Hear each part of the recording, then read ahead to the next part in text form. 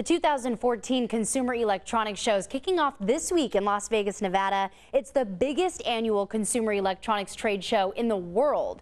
Consumer Reports electronics editor Glenn Doreen joins us now from the show floor with a preview. Good morning to you.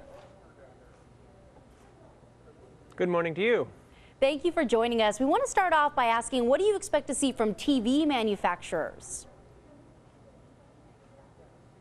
So this year is actually going to be a pretty big change in the TV space because of two trends. One is Ultra HD TVs. These started to trickle out in the $20,000, $30,000 space last year, and you're going to see them come way down in price now, down to sort of the upper edge of affordability for average Americans. $2,000, $1,500. And below, basically some are even going to drop below $1,000.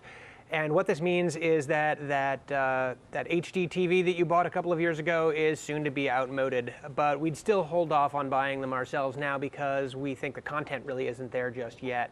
The other trend, though, which is sort of on the wacky fringe of stuff, is curved TVs. And this isn't just a pure novelty. A lot of manufacturers are coming out with a lot of sets that have a curve to them, like an IMAX screen. Very cool. And we know tablets are all the rage right now. So what's ahead for tablets this year?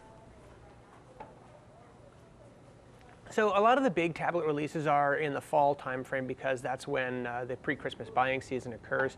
That's when you hear Apple's tablets. Apple introduces its tablets, Amazon introduces theirs. But so there's not going to be a lot of hardware innovation this year, but we do expect to see a changeover in operating systems because Android has just released its new version of, Google has released its new version of Android called KitKat.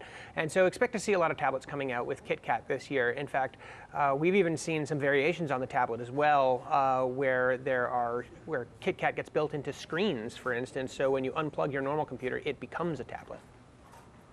We just learned that the FAA is going to start testing the drones for commercial use. Do you know if there's going to be any drones hovering around CES? At some of the early events, we've already seen a few of them flying around, and they range in sort of scale from little novelty helicopters that you can fly around indoors and drive around on the ground too. Parrot is a manufacturer of those. They're introducing a new micro drone this year.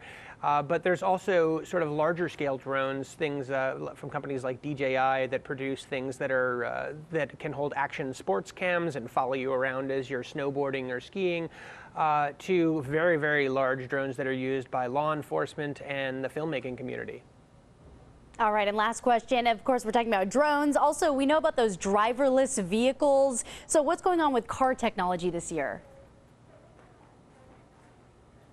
So it's interesting, for the past couple of years, people have heard about things like the Google self-driving cars that are out there sort of as experiments. But I think what you're really going to start seeing this year is a push towards consumer availability of driverless, well, not driverless, but autonomous cars. And what that means is that in the next couple of years, you're going to be able to buy a car where you can literally just take your hands off the wheel while you're driving on the highway, and the car will steer itself. And that's a pretty big change in the way that we use our vehicles. You can sort of sit back and drink some coffee while the car moves itself along.